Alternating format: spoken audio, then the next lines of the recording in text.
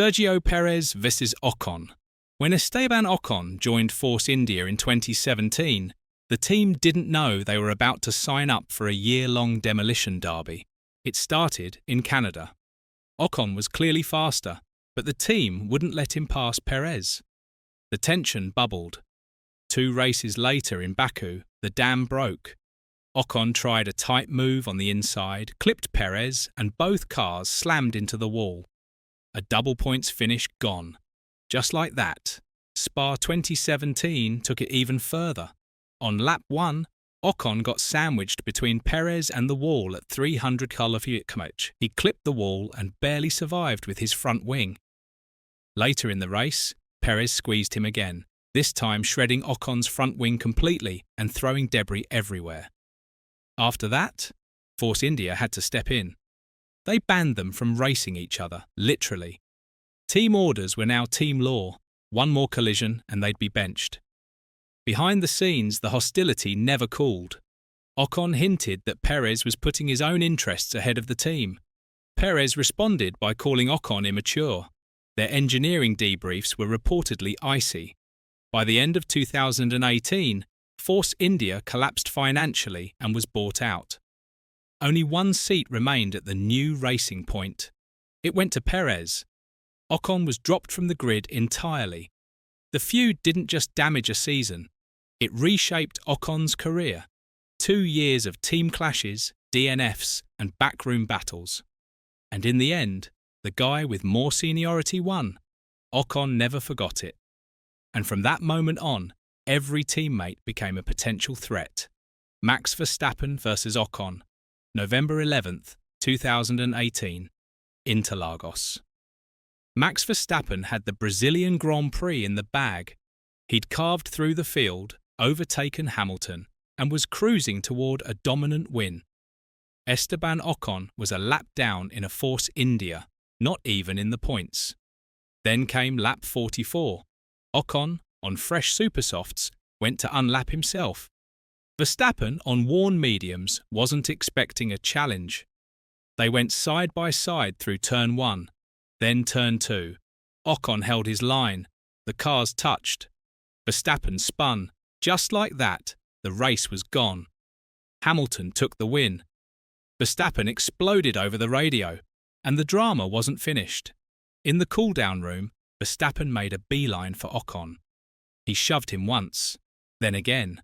Ocon stood there, unfazed, hands behind his back, smirking. Security stepped in. The clip hit the internet before Verstappen even left the paddock. The FIA handed Verstappen 2 days of community service for unacceptable physical contact. Ocon stood by his move, saying he had every right to unlap. Verstappen called it one of the dumbest things he'd seen in Formula One. The paddock was split. Some blamed Ocon for taking out the leader.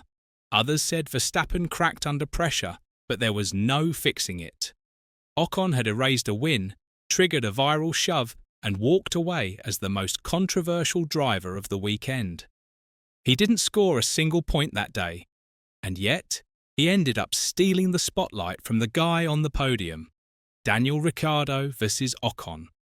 Esteban Ocon returned to Formula One in 2020 after a year on the sidelines, landing a full-time seat at Renault. Waiting for him was Daniel Ricciardo, 7-time race winner, team leader and fan favourite.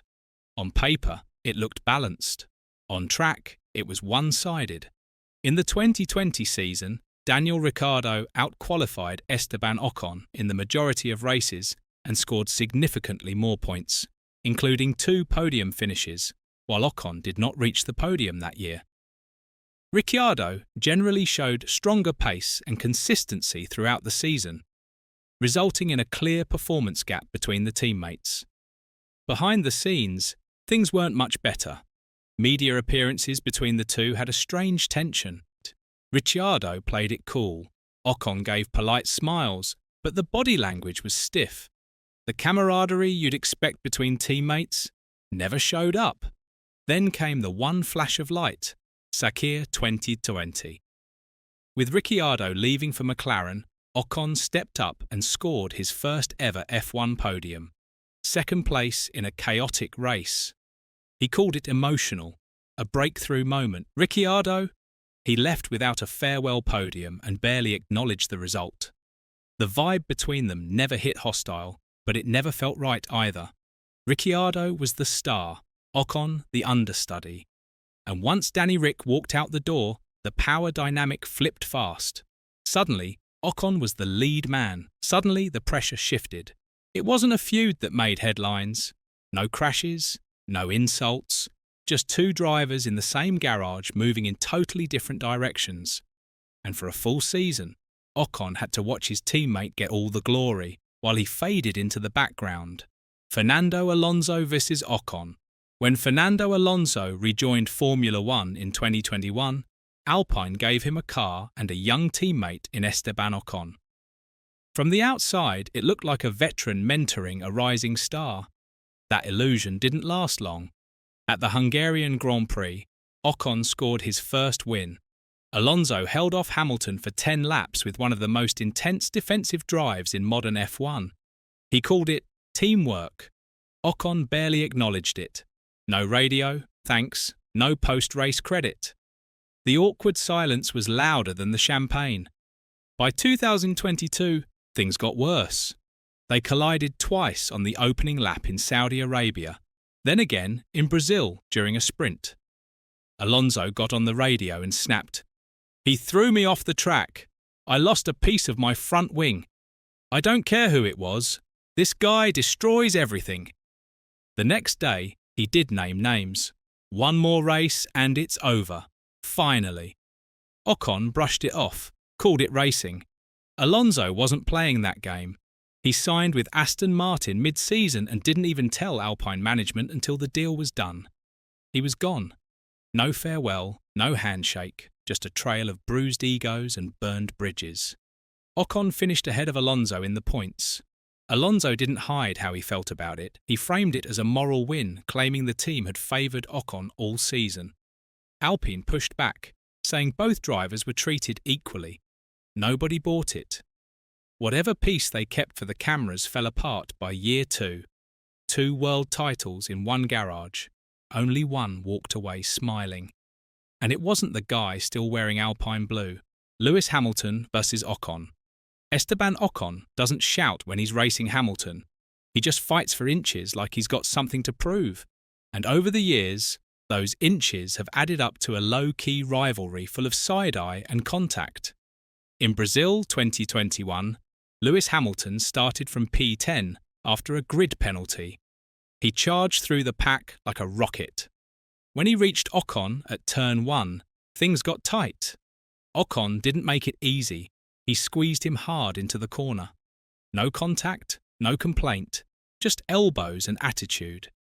Hamilton got through and didn't say a word, just a glance as he passed him on the cool-down lap. Then came Imola 2022. Ocon left the pit lane right into Hamilton's path and nearly ran him off the track. The stewards gave Ocon a 5-second penalty for an unsafe release. Mercedes called it reckless. Alpine stayed silent. No apology, no explanation. A year later, in Hungary 2023, the tension resurfaced. Turn 1, Ocon moved across under braking. Hamilton had to take evasive action. Again, no contact, no penalty. But the team radio said everything. "That was really dangerous, man." Ocon brushed it off post-race, called it racing. The FIA didn't look twice, but the fans definitely did. They never traded crashes. They never made headlines with a blow-up. Still, the pattern kept showing up. Tight battles, no room, zero give. Ocon raced Hamilton harder than almost anyone, and he never forgot it. No warm exchanges, no interviews together, just cold air and sharper driving every time they met on track. Some rivalries scream. This one stayed quiet. But whenever their cars lined up next to each other, something always felt like it could snap.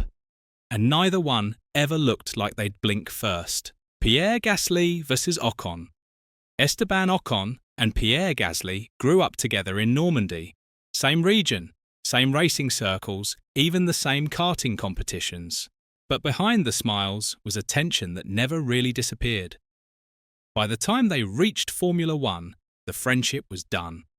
In 2023, Alpine brought them together anyway. Two French drivers, one team, and 100 unresolved issues. Publicly, they played it down. "We've moved on," Gasly said. "We're professionals," Ocon added. Privately, Alpine held meetings just to make sure things didn't blow up. It didn't take long. In Australia, they crashed into each other on the final lap, wiping out Alpine's best points haul of the season. In Japan, Gasly nearly ran Ocon off in a DRS battle that had the engineers sweating. And then came Monaco 2024. Ocon went for a wild lunge into Portier, slammed into Gasly's side pod and took himself out of the race. Gasly limped home in the points. The team principal was furious. "Unacceptable! We've spoken to Esteban. This can't happen again." For years, they tried to convince the world it was fine, but the track exposed what the interviews couldn't hide. Alpine didn't just hire two drivers, they inherited a decade-long rivalry with new fuel and no brakes. And once the helmets went on, all the old promises got left behind. Kevin Magnussen versus Ocon.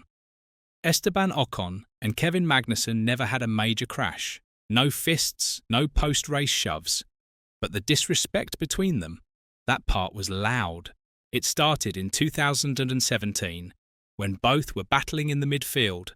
Ocon with Force India, Magnussen with Haas.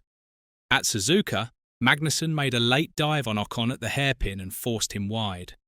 Ocon fumed on the radio, calling the move dangerous. After the race, he told the press, "Magnussen is just, every time, very, very dangerous." Magnussen shrugged it off. No apology, no concern. A week later in Mexico, it flared again. Ocon went for a clean pass, and Magnussen blocked twice down the straight. Once again, Ocon blasted him publicly. "It's always the same guy, always him." The tension was obvious.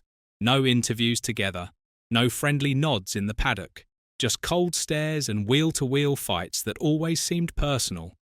And even though they never collided hard, the radio beef became the feud. Ocon kept calling him the most dangerous guy on track. Magnussen never fired back directly, but you could feel the indifference. No respect, no time. It was a rivalry built on attitude more than action. Both had something to prove.